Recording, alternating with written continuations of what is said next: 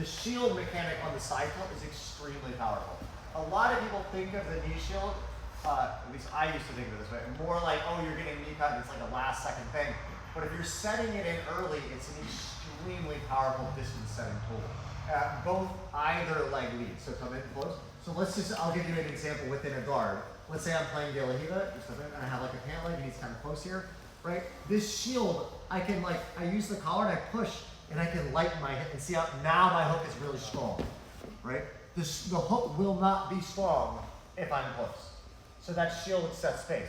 So come up. Like a lot of people, let's say he tries, I'll use it, yeah. Say you left leg lead here. Say he tries, we just do it first. But say he tries to knee cut into me here. Yep, so just knee cut it. Okay, good. Okay, yeah. Just come in. Yeah. See, if I have the shield early, I have so much space, this is easy to clear out, right? But if he came in and I was here, I'm just going to super slow motion. And instead, imagine the x-axis again. He's a little closer, even. Good. Yeah, like right here, now this is much harder. It's the same knee shield, but he's way closer in this sense, so this is much harder to clear out. Go back. But people are gonna have, this is why it's so hard to demo sometimes, because people have such different responses, right? But if I'm like this, some people, they can't win the fighting the leg battle, so they just overcut in really quick. So you drop your knee in really quick, right? Here, just drop your knee, right? Like this. You see, that comes out real easy. You see that? Right, so having that shield kind of ready to go, if someone overrushes in, well, I think what you're doing is you're trying to win the battle, pummeling it, but that's more of the arm battle. I'm just saying, just imagine the guy, the other side, right? Some people here, they get sick of fighting the leg, so then they try to do, yes, you see how you use that early. You didn't wait to get into a knee cut and then shield to defend, right? You're like, as I'm coming in, he's creating that gap now. Look how far, now bring this up. See how easy this is? See, and he's got space. Now if he grabs my collar, whatever way, it's the posture's breaking. He's already got the space, okay? So what I want you guys to try now is imagine the guy gets really close to you, and you can't use your foot on the hips or the bicep. You're gonna use your shield, okay? So go up.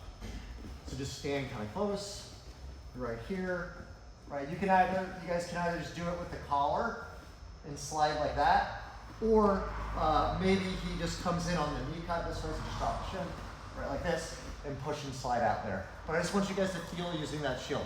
I push with the shield, bring this out.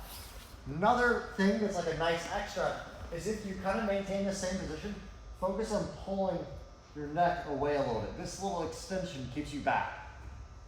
You see that? Again, all I'm thinking about is how close is he on like an x-axis. You guys understand what I mean by the x-axis?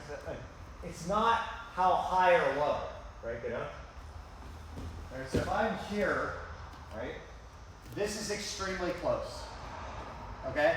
This is super far away. You understand? Right? Because when I get above, my weight, even though it is high, has potential to drop, right? So if I'm just literally dead body, I'm just like a corpse here. He still is fighting me, even though I'm like a corpse, right? It's like he's still fighting the dead body weight because it's falling on him. So with no energy output, he's got to deal with it at least. But if I'm here and I'm dead body weight, it just doesn't affect him, right? Same thing. If I'm here, and I just go dead body weight, he still has to fight the body that is falling, right?